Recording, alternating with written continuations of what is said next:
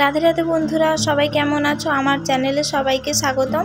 হঠাৎ আমাদের প্রোগ্রাম হলো ক্ষীরচড়া গোপীনাথ যাব, আমরাও বেরিয়ে পড়লাম।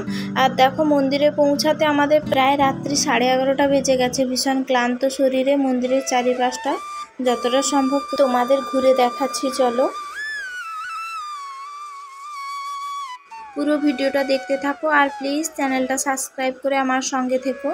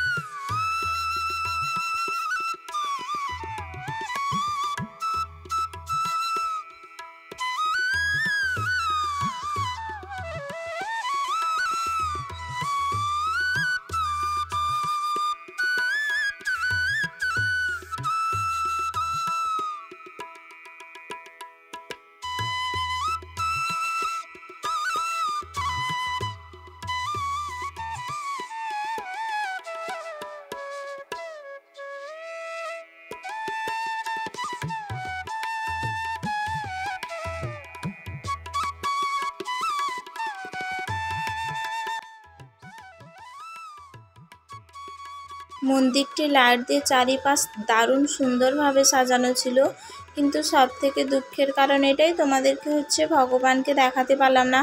আর এমনিতেও মন্দিরের ভেতরে ছবি তোলা নিষেধ, তাই বাইরের দিকটাই দেখালাম। আর দেখো, এইখানে আমার শ্বশুরমশাই, বাবুর বাবা আর বাবু কি দেখছে, চলো তোমাদেরকে দেখাই। আর তোমরা জানো, এই মন্দিরের একটা বিশেষত্ব আছে। এই মন্দিরের ক্ষীর যে একবার খাবে তো ও সারা জীবন ভুলতে পারবে না। এই দেখো, ভগবান শ্রী চৈতন্য মহাপ্রভুর শ্রীচরণ চিহ্ন।